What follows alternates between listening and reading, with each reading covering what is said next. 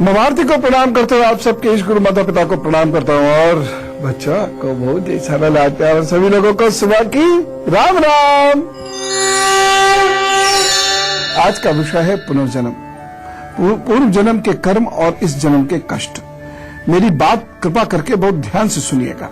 जीवन चक्र में जीवन का अंत तो है और इसी को हम कहते हैं मृत्यु, लेकिन मृत्यु आगामी जीवन का प्रारंभ भी तो है। हमें दिखाई सिर्फ वर्तमान देता है, परंतु वर्तमान कभी भूत या भविष्य से जुदा होकर नहीं रह सकता। Human life is a process of continuity and change. लगातार परिवर्तन होता है और हर परिवर्तन एक दूसरे से कड़ी रूप में जुड़ा रहता है। एक जन्म भी दूसरे जन्म से जुड़ा रहता है। हर वर्तमान का एक भूत होता है, हर वर्तमान भविष्य की नींव होता है। पर हमें चूंकि वर्तमान दिखता है तो जो हमें दिखाई नहीं देता हम उसे मानते नहीं हैं। लेकिन हमेशा याद रखिएगा, हमें जो दिखाई देता है वही अंतिम सत्य नहीं है। सत्य उसके पूर्व भी है, उसके भविष्य में भी है। वर्तमान के गलत निर्णय भविष्य को खराब करते हैं और भूत के खराब कर्म या अच्छे कर्म वर्तमान में कष्ट अथवा सुख देते हैं। पूर्व जन्म के कर्म इस जन्म को कष्टों से भर के रखते हैं या सुख देते हैं। इस जन्म के कर्म अगले जन्म के सुख दुख निर्धारित करते हैं।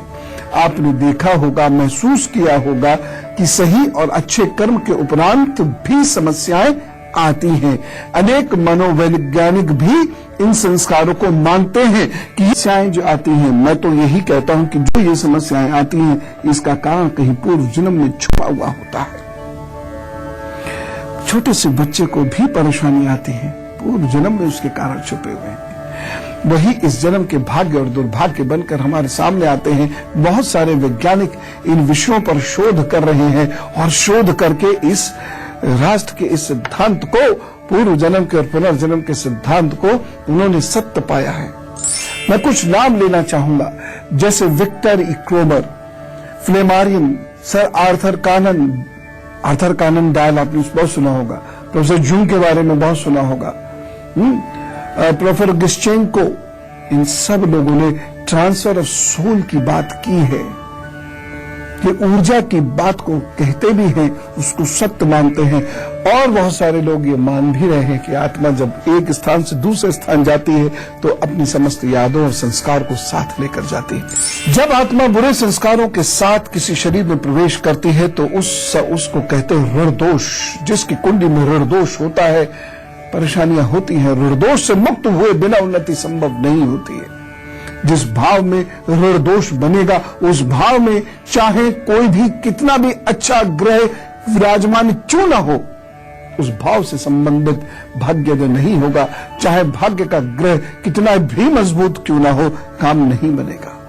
इसीलिए तो मैं बार बार आपसे प्रायश्चित करो उसके लिए कहता हूं। मैं आपको कभी बहुत रेयर केस में ही कहता हूं कोई नक पहनो। मैं ज्यादातर आपको जो उपाय बताता हूं वो प्रायश्चित बताता हूं और इसीलिए ये छोटे छोटे से उपाय हैं, बहुत जल्द प्रभु तक पहुंचते हैं और वो आपकी समस्याओं को कम करते हैं, खत्म भी कर देते हैं। जरा सोचिए, शरीर ठीक है पति और पत्नी का, लेकिन संतान नहीं हो रही, क्यों? यही दोष है जो संतान नहीं होने देते। ऐसा क्यों होता है कि कुंडली में ग्रहों की स्थिति और दशाएं ठीक दिख रही है परंतु फिर भी तरक्की रुक रही है? क्यों ऐसा होता है कि हम एक बार अपने व्यवसाय की उच्चतम ऊंचाइयों को पाते हैं और उसके बाद लुढ़क कर रास्ते में चले आते हैं? दिमाग तो वही है। ये सब होता है कुछ खास ऋण दोषों के कारण या पूर्व जन्म के दुष्संस्कारों के कारण, और इसका संकेत ईश्वर स्पष्ट देते हैं जो हम समझ नहीं पाते हैं। उदाहरण के तौर पर शुक्र के कारण स्वर्ण दोष होता है। ऐसे व्यक्ति ने पूर्व जन्म में प्रेम और धर्म का तिरस्कार किया होगा। फलस्वरूप इस जन्म में उसे सच्चा प्रेम नहीं मिलता, या स्त्री का सुख नहीं मिलता, या कन्या का सुख नहीं मिलता, या कन्या की वजह से दुख होता है। ऐसी और भी बहुत सारी बातें मैं आपको बताने वाला हूं जो आपको दुर्भाग्य दे रही है। बहुत पीड़ित आप हैं उससे, वो पीड़ा दे रही है, लेकिन क्यों और उसका हल क्या होगा? लेकिन पहले मेष, वृषभ, मिथुन और कर्क राशि का हाल। मेष राशि, आज स्वास्थ्य उन्नत है, शत्रु शांत रहेंगे, दिन अच्छा है, जमकर मेहनत कीजिएगा। एक सावधानी, जीवन साथी या मित्र से झगड़ना नहीं है। उपाय क्या करना है? जीवन साथी के गृह कार्य में मदद कीजिए। घर के अन्य जीवन साथी नहीं है मान लीजिए, तो माता के गृह कार्य में यानी घर के कामों में मदद कीजिए, दिन अच्छा गुजरेगा। वृषभ राशि, आज आप भावावेश में आकर गलत निर्णय ले सकते हैं और अपच के शिकार भी हो सकते हैं, इंडाइजेशन हो सकता है, सावधानी रखें। क्या सावधानी? इस दिन भोजन बहुत सुपाच्य लीजिएगा और विचार सात्विक रखिएगा, नहीं तो परेशानी में फंसेंगे। उपाय क्या करना है? गाय को गुड़ खिला दीजिए, सब ठीक है। मिथुन राशि, वक्त आपके लिए थोड़ा सा कठिन दिखाई दे रहा है। कुछ कामों को लेकर आप जिनको लेकर बड़े आशावान थे, वहां निराशा हाथ लग सकती है। एक सावधानी, माता जी से मतभेद न रखें। उपाय क्या करना है? गंग गणपति नमः का जप कीजिए, काम पर जुटिए, सब अच्छा होगा। कर्क राशि, दिन अच्छा है, मनोबल अच्छा है, मजबूत है, विचार भी अच्छे हैं। यदि कोई काम करने की ठान लेंगे तो इस दिन आप कर पाएंगे। रुके हुए कार्य को पूर्ण कीजिए। जिन की गई पढ़ाई, बनाए गए नोट्स लाभ देंगे। बस एक सावधानी, निंदा करने से बचें। और उपाय क्या करना है? माता जी की चरण वंदना करके काम पर जुटिए, सब अच्छा होगा। तो मैं बात कर रहा था, शरीर ठीक है, संतान नहीं होती, बहुत परेशान हो रहे हैं, क्या करें क्या करें? ठीक है, आप चिकित्सक का इलाज तो कराते रहें, चिकित्सीय सलाह तो लेते रहें, साथ साथ ये उपाय करें। ऐसे लोगों को मांस नहीं खाना चाहिए, पक्षियों और पशुओं की मदद करनी चाहिए, गाय, गुरु, मंदिर और बुजुर्गों का विशेष सम्मान करना चाहिए। यहां तक कि तिरस्कृत होने पर भी बुजुर्गों की मदद करें, गहन साधना करें और कोई भी सेवा करें, तीर्थ यात्रा करें, घमंड को त्याग दें, आलस्य को त्याग दें, अपने घर के कार्य स्वयं करें, अधिकाधिक स्वयं करें और अपने अकेलेपन को ईश्वर की इच्छा समझकर स्वीकारें। ये उपाय करिए और देखिए ईश्वर माफ करेगा, और जैसी माफ करेगा इन्हीं उपायों से संतान हो जाएगी। क्योंकि पूर्व जन्म में अत्यधिक वैभवशाली और क्रूर जीवन जीने के कारण ये दुष्फल मिलता है। एक और परेशानी, पेट ठीक नहीं होता, गंभीर रोग, पेट का दर्द आदि ये समाप्त तो नहीं होता, तो जीवन साथी का ख्याल रखें। आपको क्या हमारे तो है ही नहीं। अब इसका मतलब ये तो है नहीं कि आप किसी और के जीवन साथी का ख्याल रखेंगे। इसका मतलब स्पष्ट यह है कि आप जीवन साथी का इंतजार कीजिए, लेकिन जो भी मैं उपाय जीवन साथी के लिए बताता हूं अगर ये आपके जीवन साथी नहीं है तो वह बात आपके माता पे लागू होती है, यानी माता का ख्याल रखिए। या मैं जब कभी कहता हूं कि जीवन साथी के कामों में हाथ बटाइए, जीवन साथी नहीं है तो माता जी के काम में हाथ बटाइए। समझ गए? आप देखना धीरे धीरे धीरे धीरे इस विकार से, इस रोग से मुक्ति पाकर स्वास्थ्य प्राप्त करेंगे। मानसिक रोग होता है किसी किसी को, इस बात का संकेत है कि पूर्व जन्म में खूब चोरी की है, मांस खाया है और जबरन दूसरों से धन वसूला है।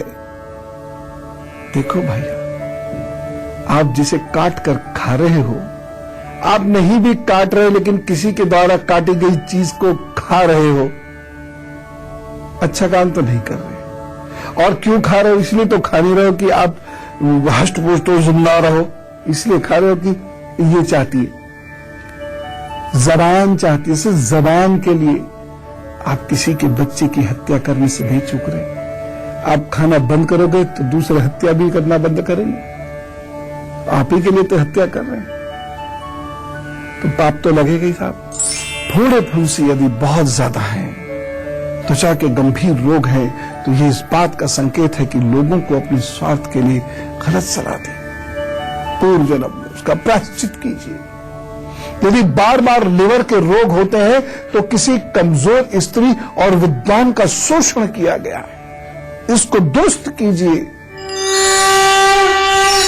कभी कभी समाज या राष्ट्र हित में काम करने वाले लोगों को मजबूरीवश कुछ ऐसे कार्य करने पड़ते हैं जिसका पाप तो लगता है, उसका प्रायश्चित कीजिए। भगवान श्री राम ने भी प्रायश्चित किया। अभी बताता हूं कैसे करना है। पहले सिंह, कन्या, तुला, वृश्चिक राशि का हाल बता दूं। सिंह राशि, थोड़ी परेशानियों का सामना करना पड़ सकता है। खर्च के किसी मामले में अति कर सकने की वजह से नुकसान होगा, एक सावधानी, मौन रहिएगा और धन का निवेश मत कीजिएगा। उपाय क्या करना है? गरीबों को सरसों के तेल का दान करें, काम पर जुटे, सब अच्छा होगा। कन्या राशि, रोजमर्रा के काम जैसे सोचे हैं वैसे पूरे हो पाएंगे। इस दिन रुके हुए कार्य कीजिए। विद्यार्थी अपना अभ्यास करें। इस दिन बनाए गए नोट्स की गई पढ़ाई लाभ देगी। सावधानी, इस दिन धन के पीछे मत भागिएगा, नहीं तो इस दिन का लालच कोई बड़ा गलत कार्य आपसे करवा देगा। उपाय, दिन को बेहतर बनाने के लिए अरहर की दाल का दान कीजिए। तुला राशि, आज कोई भी कार्य पूरा ना होने पर हताशा पैदा हो सकती है। भाग्य साथ ना देता हुआ प्रतीत हो रहा है।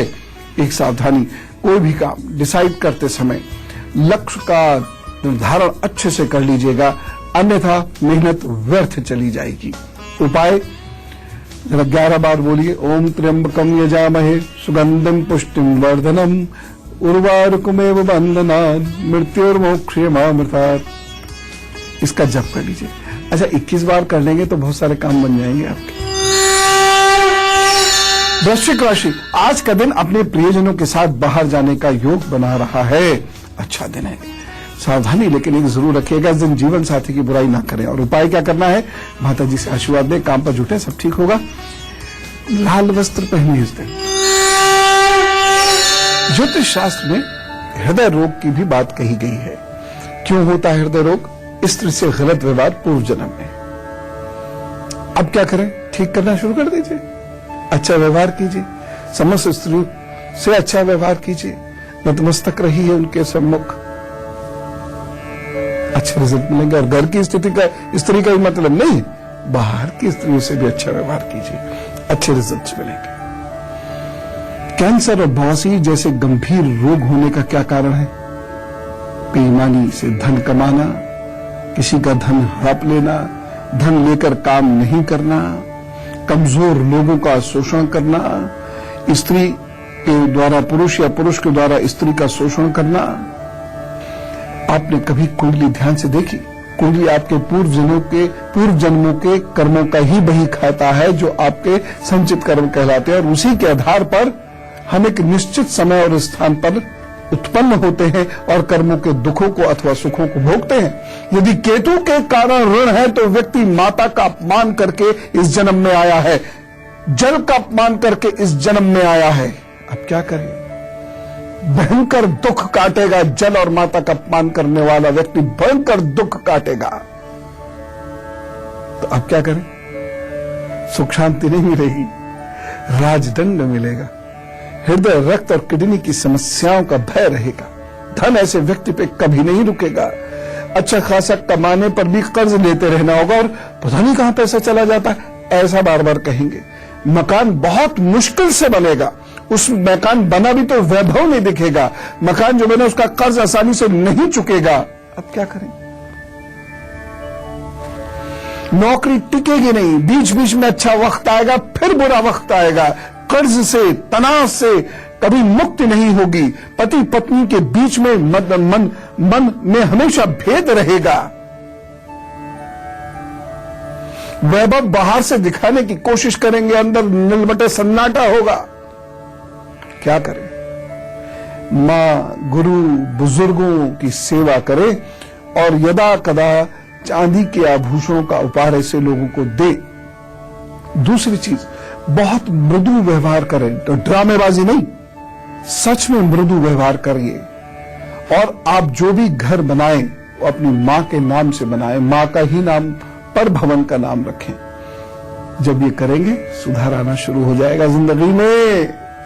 यदि बृहस्पति के कारण ऋण है तो व्यक्ति पूर्व जन्म का योगी होगा, ऋषि और विद्वान आदि होगा, लेकिन सांसारिक गतिविधियों में उलझकर अध्यात्म से विमुख हो जाने की वजह से या धोखाधड़ी करने की वजह से उन्हें इस जन्म में फिर से आना पड़ेगा, मोक्ष नहीं होगा। जब तक इस जन्म में यह व्यक्ति मां, गुरु, शास्त्र और जीव की सेवा नहीं करेगा, आध्यात्मिक कार्य नहीं करेगा, ऐसे व्यक्ति को सुख नहीं मिलेगा, शांति नहीं मिलेगा, धन नहीं मिलेगा, प्रतिष्ठा नहीं मिलेगी, पिता का सुख नहीं मिलेगा, संतान का सुख नहीं मिलेगा।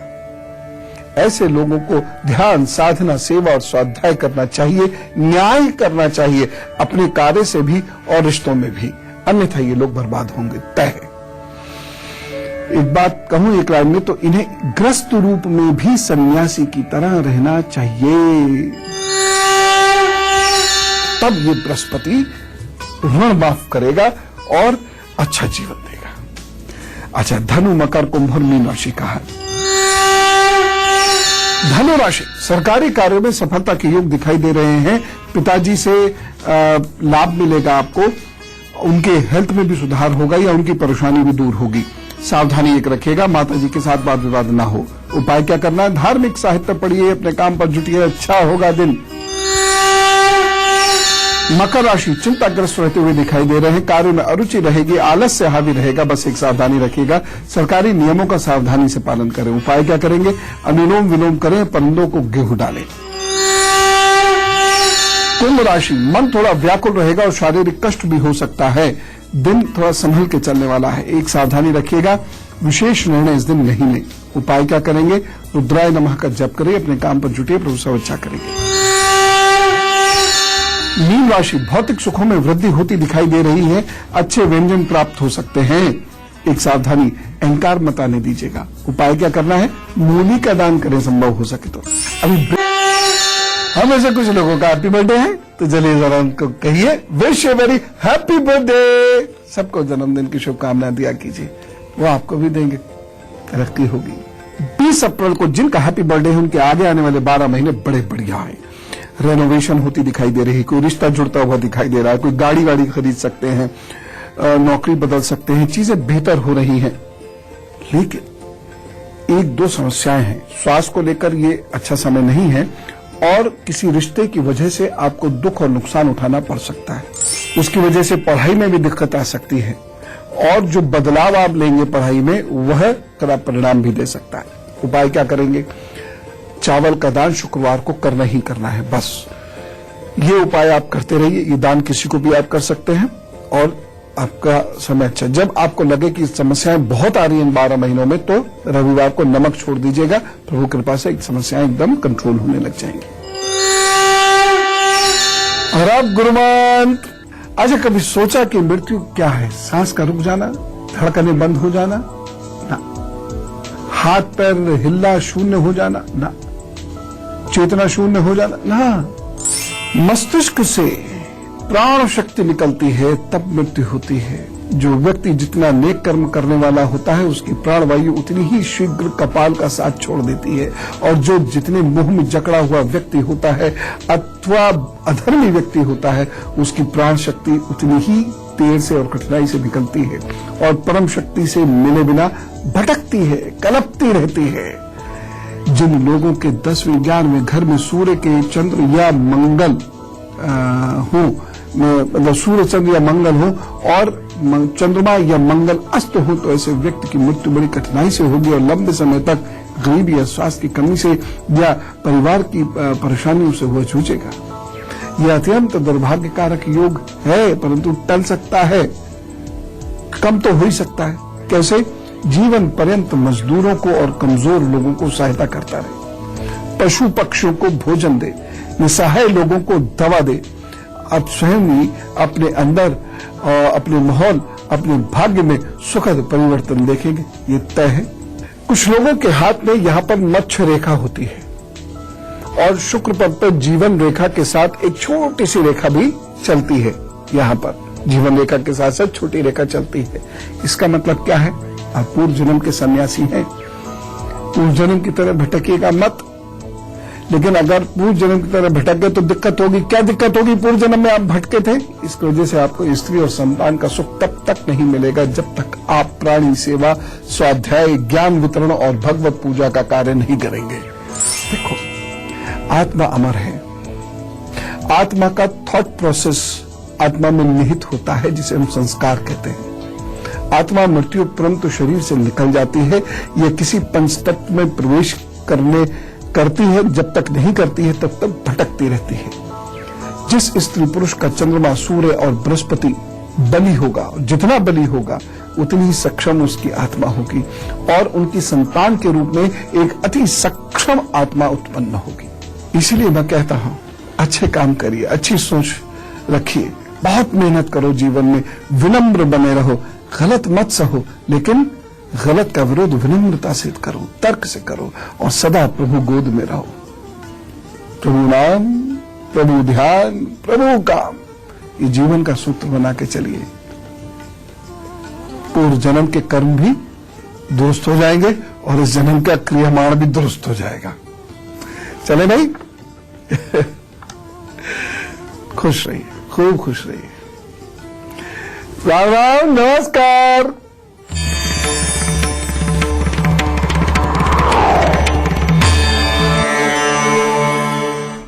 प्रस्तुत करता है DMR अंडरवियर बनियान, पहनो बड़े शान।